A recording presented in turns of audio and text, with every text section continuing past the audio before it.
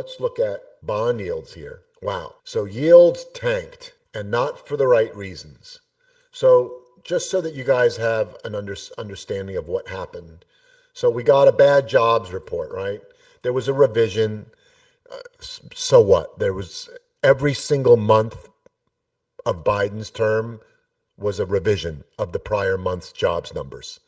It is a bad system run by political people on both sides of the aisle, and it needs to be gutted.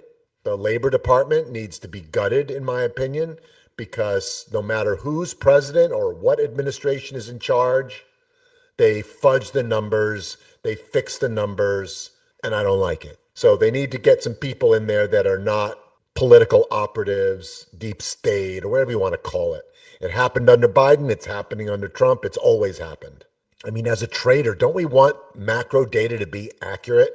As traders, as Americans, don't we want an actual labor report that we can trust? Well, we can't. And they have admitted that part of the reason why the jobs numbers got revised, they said partially human error and partially computer glitch. Well, who's responsible for running, maintaining, and programming the computers at the Labor Department and staffing it with people that don't make mistakes? The Labor Department. So when someone said, oh my God, Trump just fired the labor secretary or whatever it was, well, don't you think somebody should be accountable for all of these mistakes? I think he's the first one that's ever said, I think we need some accurate data from the Labor Department, so we're going to gut it and start from scratch and put people in there that actually know what they're doing. That's kind of a good thing. So hopefully they won't be political operatives that you end up replacing one for another. Yeah, someone's putting their finger on the scale. I don't know who, but it's just amazing to me that for the last, 20 years? However long we've been measuring jobs, more than 50% of the time, the numbers aren't right. So they have to revise them. Something's wrong. Yeah, I know. Van, could you do me a favor? Could you call up the current administration and tell them that you could just create an Excel sheet? We'll just call it the labor tracker, and just tell them to plug in the numbers, and it'll work. Yeah, the reports are always revised downwards. Well, why? Why are the reports revised? Why aren't the reports just right? It's data. Part of the reason that it's wrong, just so you know, is where they're getting the numbers from, the source. So ADP used to be like just a regular company that would report payroll correctly and properly based on the actual payrolls.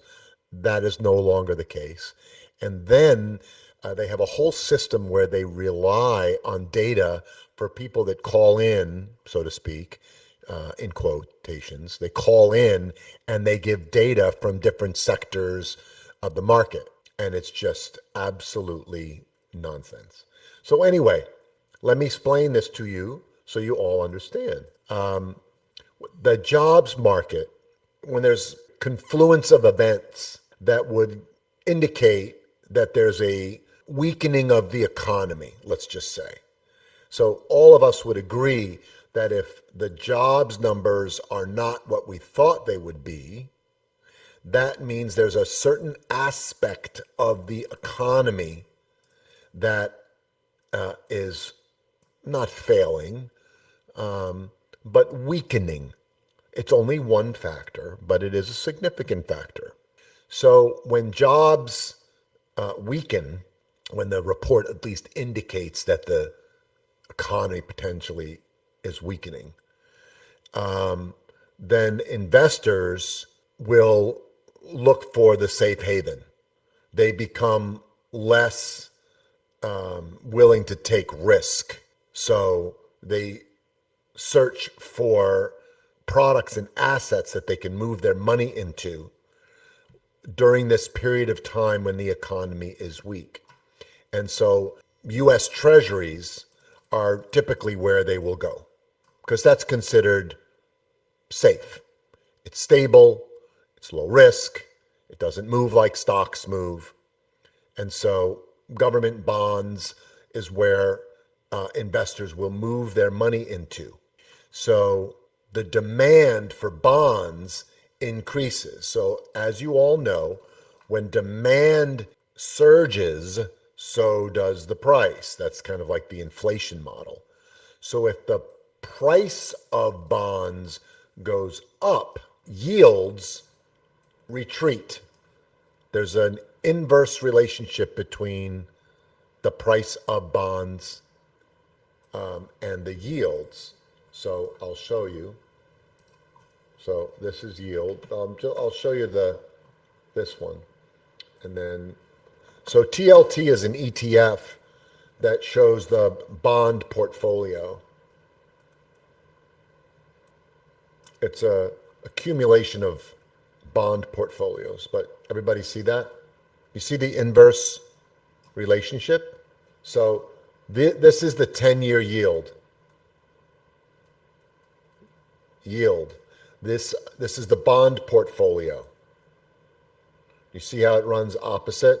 So when there's a demand for bonds, bad jobs, that equals economy weakening, right? So where do they go? Investors put their money into bonds, U.S. treasuries, right here. And you can see the demand for bonds. What happens to the bond portfolio? Boom, boom, boom. It goes up. When that goes up, boom, boom, boom, boom, boom, yields drop. So when I say it dropped for the wrong reasons, I'm talking about bad. Bad move is when there's sort of bad news equals the bad move. Bad news is the jobs report, weak economy. That's bad news. And bad news, bad move. Boom. So when this happens and bond prices go up, that's not good. So does that make sense? Everybody sort of understand? Thanks for watching. Hope you enjoyed this video from Trade With Me Now. Make sure to go ahead and like this video and subscribe to our channel so you make sure that you catch our next video right when it's released. Also, if you have a question or comment, please leave that in the comments section below. And of course, if you want to learn more about Trade With Me Now or join our community of profitable traders, go to tradewithmenow.com. There's also a link in the description below.